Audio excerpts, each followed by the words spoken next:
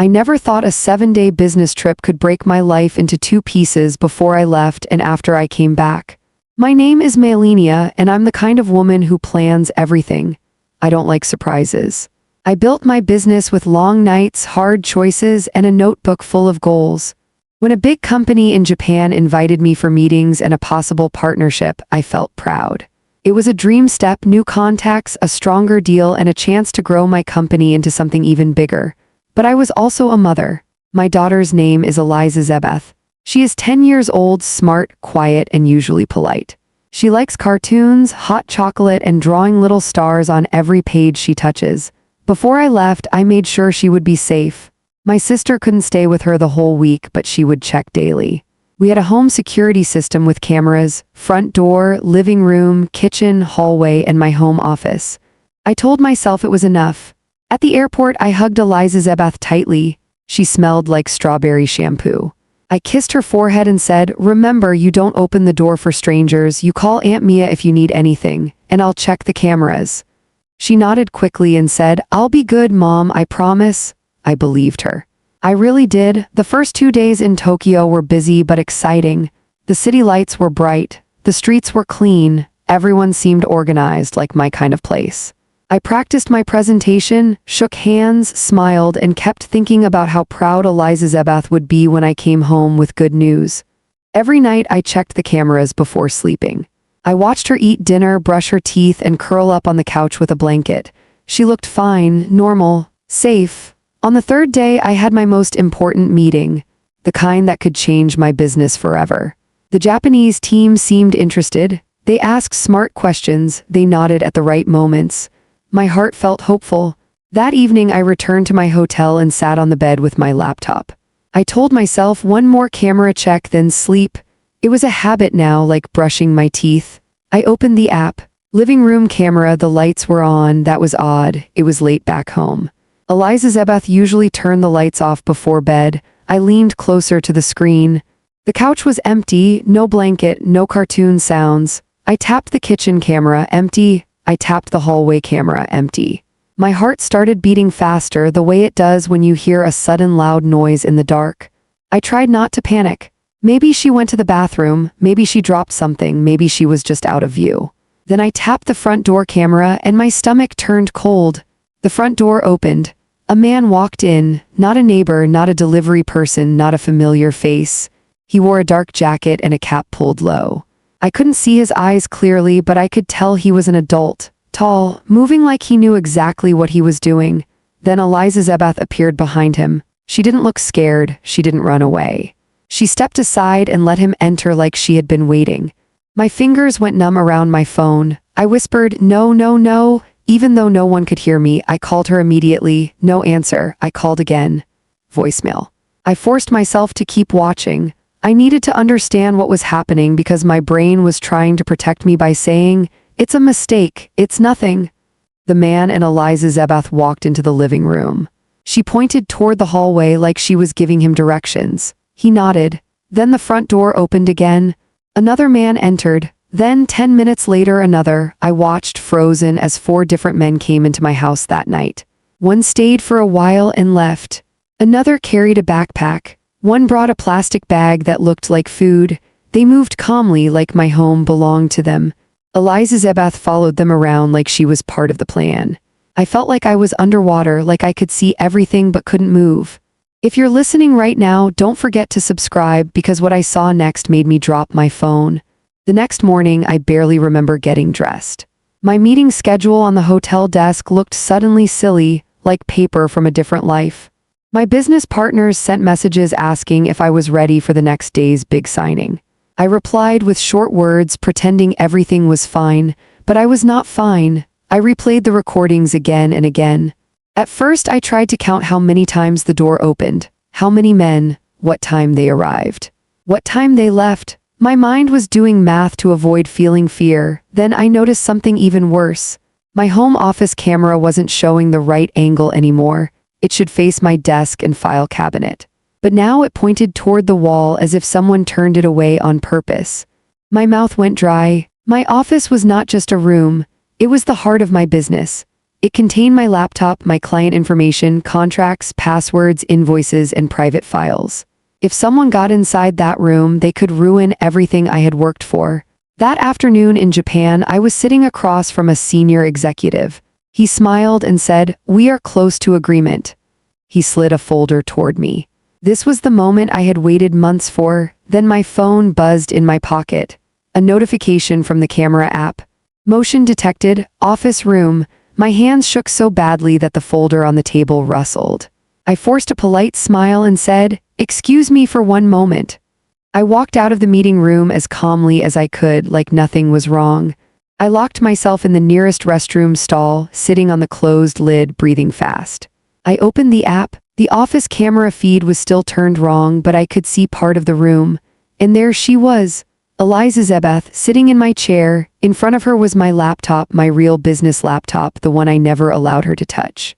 A man stood behind her, leaning down, pointing at the screen, guiding her hands. Alizezebath nodded as if she understood everything. She clicked. She typed. She clicked again. She didn't look confused. She didn't look scared. She looked trained. I pressed my hand over my mouth to stop a scream. Tears filled my eyes, but I didn't let them fall. My brain was shouting one question again and again: who taught my daughter to do this? Another man walked into view, holding a phone up like he was recording. Another person laughed softly, like this was fun. Then Alizezebath turned her face slightly and said something I couldn't hear, but her lips formed words. She smiled. A small, quick smile. And in that moment, a sharp fear stabbed my chest. Not because she was doing something wrong like a child who doesn't know better, but because she looked like she knew exactly what she was doing. I stumbled out of the restroom, almost bumping into a hotel worker. I didn't care. I walked straight to the elevator, then to my room. My hands were shaking as I opened my suitcase and began throwing clothes inside. I didn't fold. I didn't plan. I didn't think. The business deal in Japan, the biggest deal of my life, was still waiting on that table downstairs. But my daughter was in my house with strangers, and someone was using her to reach my business. I booked the earliest flight home, no matter the cost. I didn't tell anyone details. I didn't explain. I only sent one message: emergency, I must leave.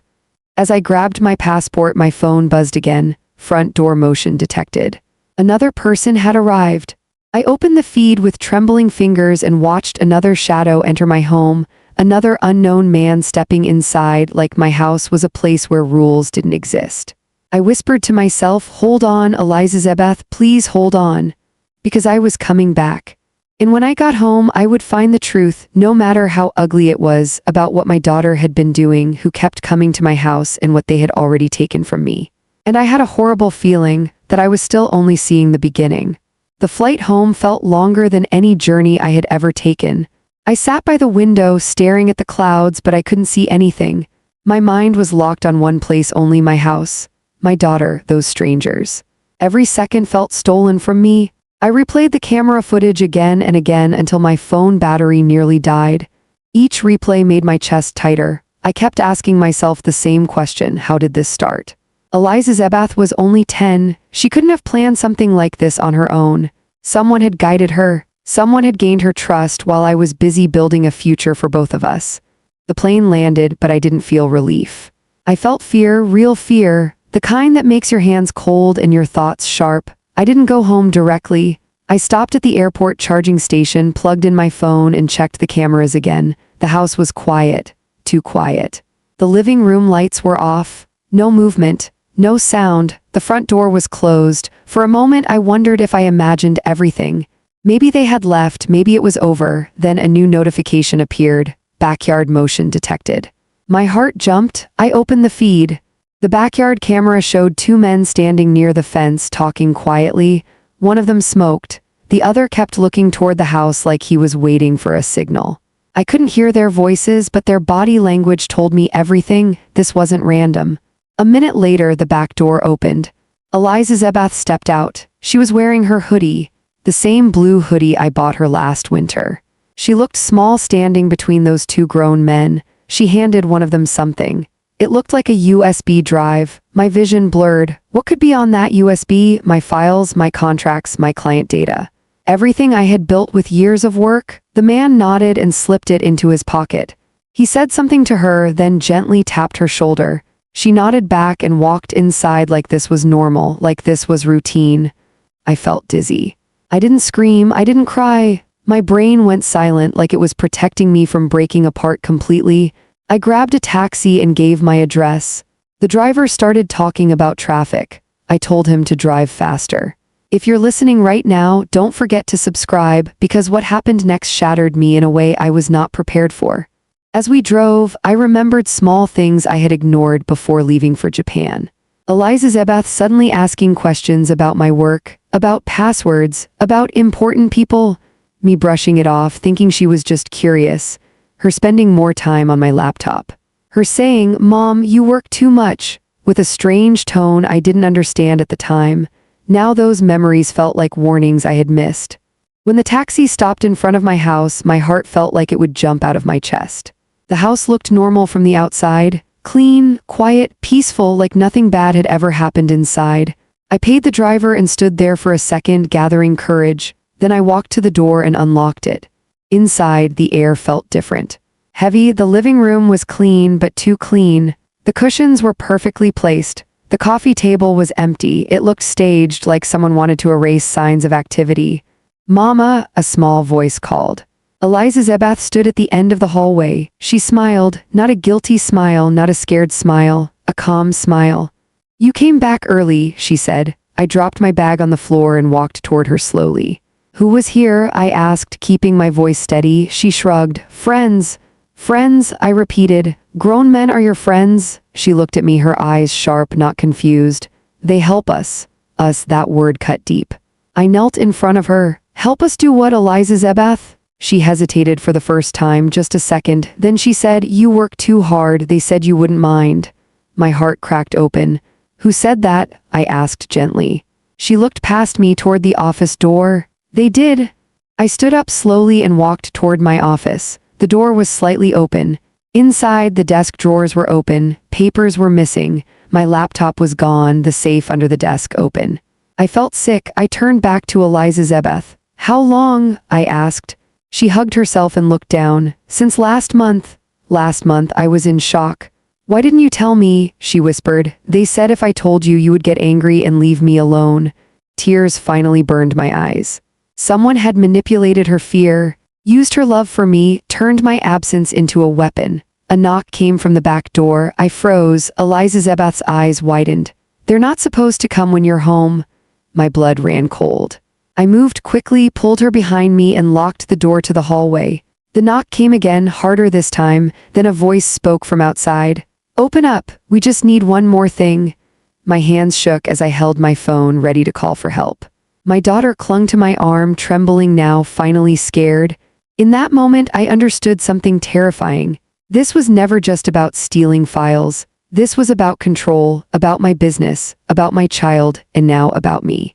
I didn't know what I would do next, but I knew one thing for sure. I was no longer dealing with a mistake. I was dealing with people who had crossed a line they could never come back from. And whatever happened next would change all our lives forever. I stood between the locked hallway door and my daughter, my heart beating so loud I was afraid the men outside could hear it. The knock came again. "Harder. Open up," the voice said. "We don't have time for games." Alizezebath's fingers dug into my arm. Her body was shaking now. The calm mask she had worn on the cameras was gone. In front of me stood a frightened child, not a partner in crime. I whispered, "It's okay, stay behind me." I took out my phone and silently dialed emergency services. I didn't speak yet, I just kept the line open. The handle on the back door rattled, then came a softer voice.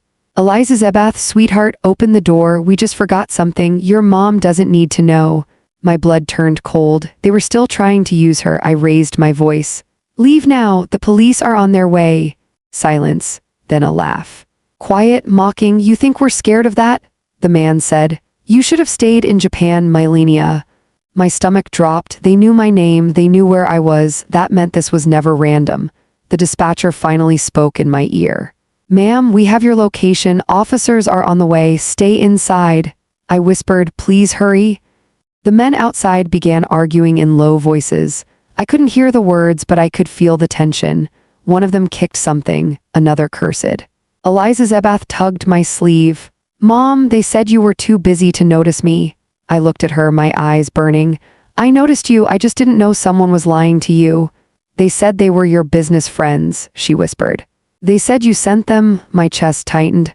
How did they meet you? I asked. She hesitated. At school, one of them said he worked with you. He brought me a gift, a drawing tablet. He said you were proud of me. My hands curled into fists. They didn't break in, they walked in through her trust.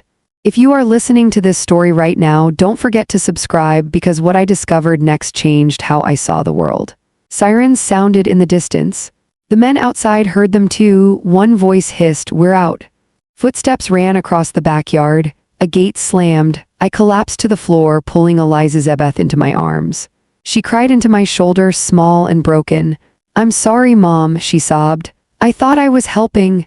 "You were trying to be brave," I whispered. "They lied to you, that's not your fault." Minutes later, police filled my house with light and noise. Officers checked every room, every door, every corner. They took my statement while another officer spoke gently to Alizezebath. I showed them the recordings, the men's faces, the USB exchange, my office, everything. One officer's expression changed when he saw a particular man on the screen. "We know him," he said quietly. "This isn't small-time theft." That sentence scared me more than everything else. "What do you mean?" I asked. "He's part of a group that targets business owners," the officer replied.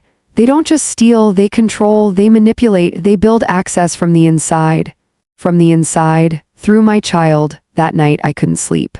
Alizezebath lay beside me, holding my hand like she was afraid I would disappear again. In the early morning, my phone rang. Unknown number, I answered. A calm male voice spoke.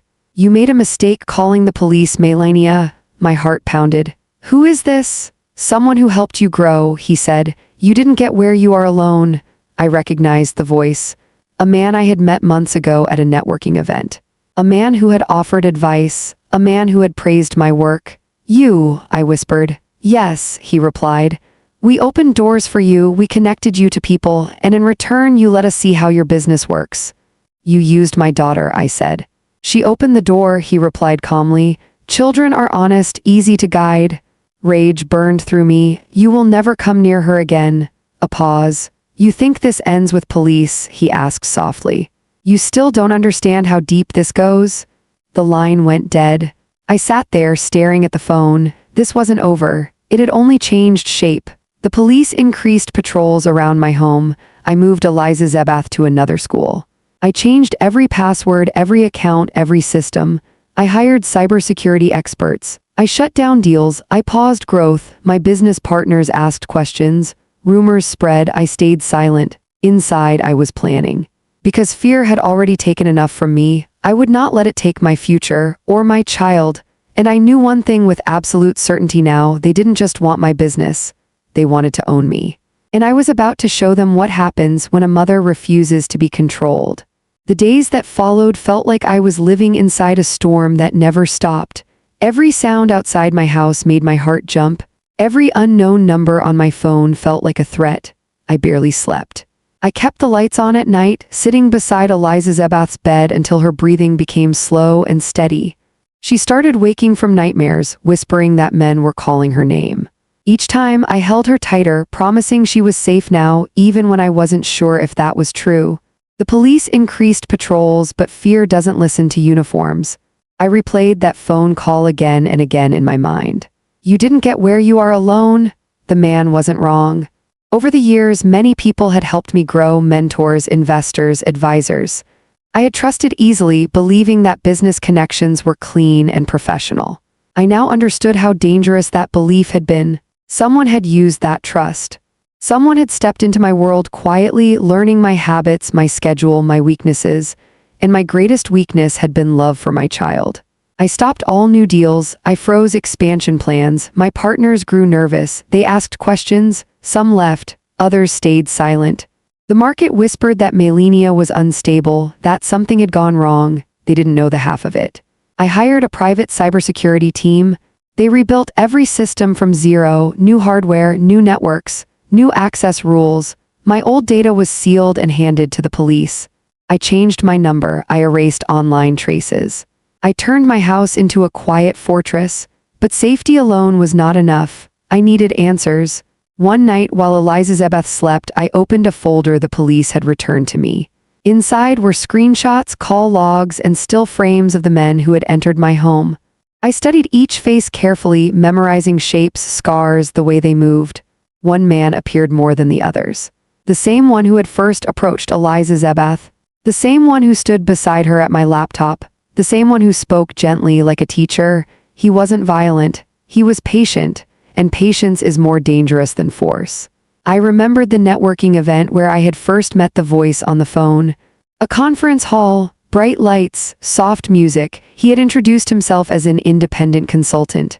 He praised my work, asked about my goals, offered insights. At the time, I had felt flattered. Now I felt sick. I realized something important. He didn't break into my life. I invited him in. That truth hurt more than fear. If you're listening right now, don't forget to subscribe because this part of the story is where a mother stops running. I contacted the detective assigned to my case. I want to help, I said. I want to end this. There was a pause on the line. This isn't a movie, Miss Malenia, he replied carefully. These people are organized. So am I said. We met in a quiet office the next day. I shared everything, my past meetings, my emails, my old contacts. Together we traced connections. Patterns formed, names repeated. The voice on the phone belonged to a man named Victor Hale. He was known in certain circles as a business bridge. He connected startups with investors. He solved problems. He closed gaps, and sometimes he built doors that never closed. Victor didn't steal directly. He planted access. He created dependence. He collected control quietly like a spider building a web one thread at a time.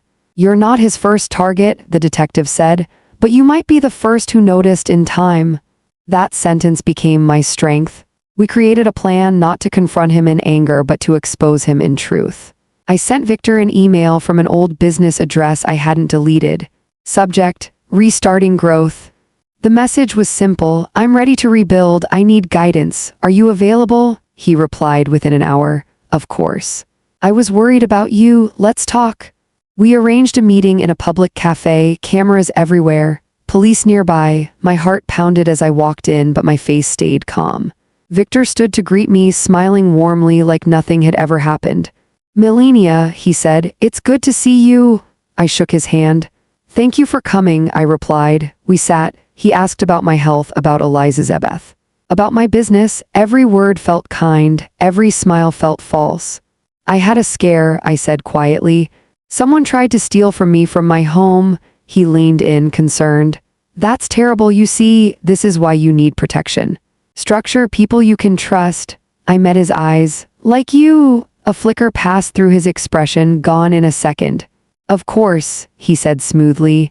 I placed a small device on the table, a recorder clearly visible.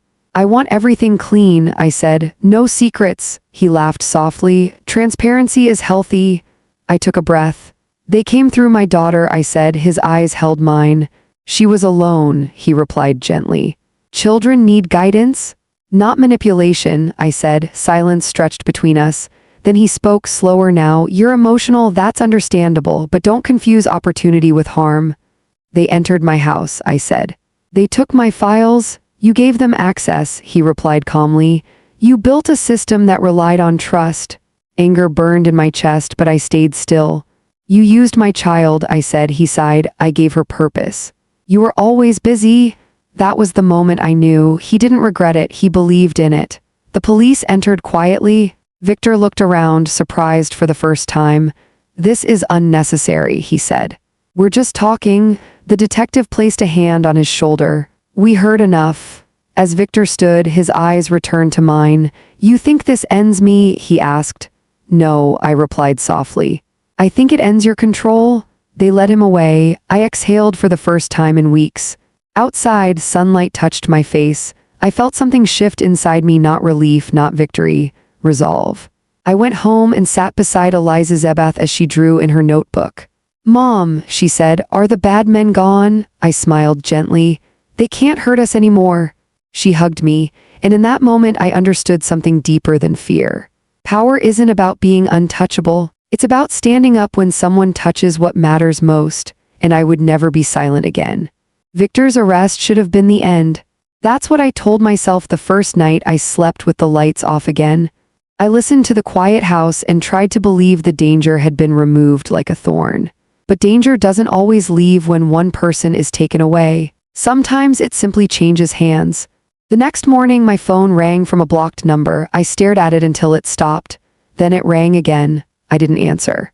I took a deep breath, opened my laptop, and checked my business email. What I saw made my stomach drop. Dozens of messages, some from partners, some from clients, some from people I barely knew. Is it true you're under investigation? Are your systems compromised? We need to pause our contract. Our legal team says we should wait. Victor's web was still working even from a cage. He hadn't just tried to steal my files. He had planted fear into my business like a virus. And fear spreads faster than truth.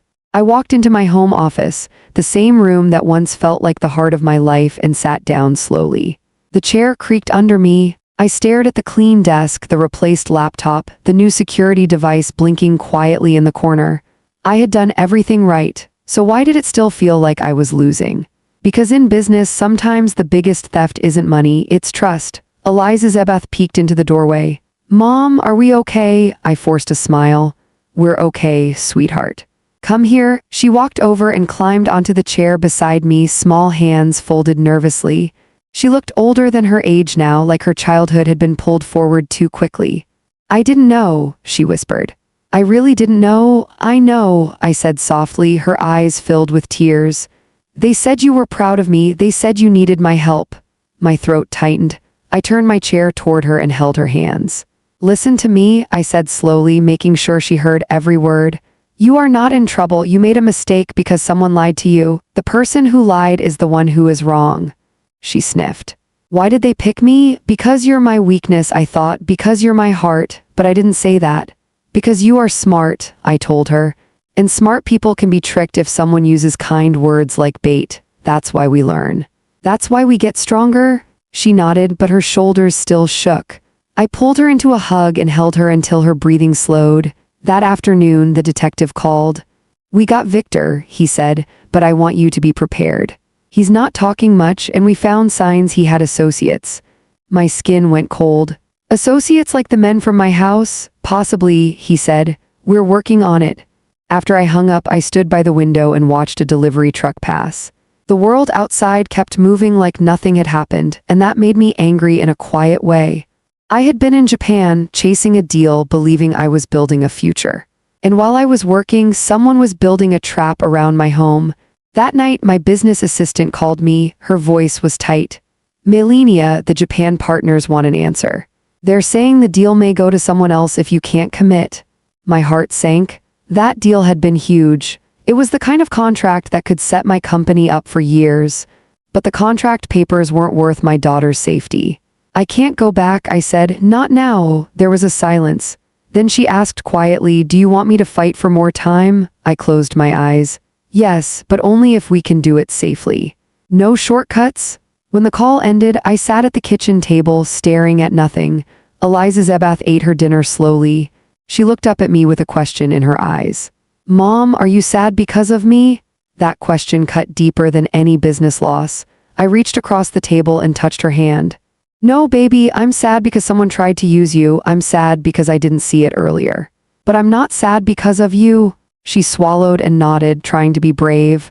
The next day, I made a decision. We needed air, space, a place that didn't smell like fear.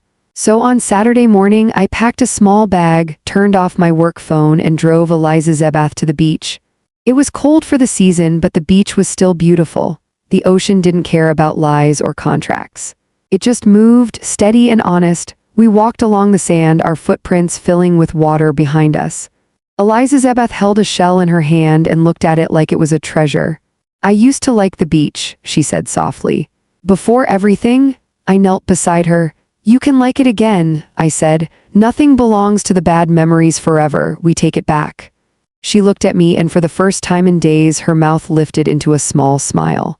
If you're listening right now, don't forget to subscribe, because this beach moment is where the real plan begins. While she searched for shells, I sat on a bench facing the sea and watched people walking their dogs, kids chasing waves, families laughing. Normal life, the life I wanted back, and that's when I noticed him. A man standing farther down the beach pretending to look at his phone. He wasn't playing, he wasn't walking, he was watching. At first I tried to convince myself I was imagining it. I had been scared for days, maybe my mind was seeing threats everywhere. But then he lifted his head and looked directly at me, not a curious look, a knowing look. My stomach tightened, I stood up slowly, keeping my face calm, and took Alizezebath's hand. "We're leaving," I said gently. "But we just got here," she protested. "Now," I repeated softly but firmly. We walked toward the car. I didn't run, I didn't want him to see fear, I wanted him to see control. As we got closer to the parking lot, I heard footsteps behind us. Not fast, but steady, like someone who believed time was on his side. I opened the car door, guided Alizezebath in, and turned just as the man stopped a few feet away. He smiled like Victor used to smile. "Beautiful day," he said. I stared at him. "Who are you?" He tilted his head slightly. "A friend of a friend?" My blood went cold. "Victor's friend." He spoke softly like a teacher again, like a snake that didn't need to hiss because it knew it had venom. "You caused problems for Victor," he said. "He doesn't like problems?" "I didn't cause anything," I replied. "He did." The man's smile didn't move. "Victor may be locked up, but his work doesn't stop." I felt my heart hammering, but my voice stayed steady. "If you came to threaten me, you picked the wrong day." He glanced toward my car, toward Alizezebath's face watching through the window, then he looked back at me. "Smart woman," he said. "Bad situation?" I stepped closer, keeping my body between him and my daughter. "Say what you came to say." His eyes narrowed slightly. "Give back what you took." I almost laughed because I had taken nothing but my own life back. "What did I take?" I asked. "You took control," he replied. "You exposed Victor, you scared people, now your business will bleed." A shiver ran down my spine because I realized something. This wasn't only about stealing data anymore. It was punishment, a message to anyone who dared to resist. He leaned in slightly, lowering his voice. "Stay quiet, cooperate, let the deal go, or you'll keep seeing us in places you thought were safe." I stared at him, my mind racing. The police patrols were near my home, not here. The beach was open, but people were far enough not to hear quiet threats. Then I did something I never thought I would do. I smiled, not because it was funny, because I understood the rules now. "I'm glad you came," I said. His smile flickered. "I was hoping you'd show yourselves," I continued. "Because now I know you're real, now I know it's not just Victor." The man's eyes hardened. "You think you're brave? I think I'm a mother," I said quietly. "And mothers don't negotiate with people who target children." For a second, he looked like he might step forward. Then a car door slammed nearby and a couple walked past, too close for comfort. The man backed away slightly, his confidence shrinking a bit in the daylight. He pointed at me with two fingers like a promise. "This isn't over," he said. I watched him walk away, then I got into the car and locked the doors. Alizezebath's eyes were wide. "Mom, was that one of them?" she whispered. I nodded once. "Yes," her voice shook. "Are we in trouble again?" I reached over, held her hand, and looked straight ahead. "No," I said, "they are." Because the moment we got home, I wasn't going to hide anymore. I was going to set a trap so clean, so legal, and so smart that Victor's whole web would snap at once. And in the next part, you'll hear how I turned their biggest weapon, fear, into the reason they finally fell. That night after the beach, I didn't cry. I didn't panic. I didn't even sleep. I sat in my living room with every light on, Alizezebath asleep in my room, and I finally accepted the truth I had been avoiding since Japan. This wasn't just about my business. This wasn't just about stolen files. This wasn't even just about Victor. This was about power. People like him didn't steal because they needed money. They stole because they wanted control. Over systems, over people, over lives.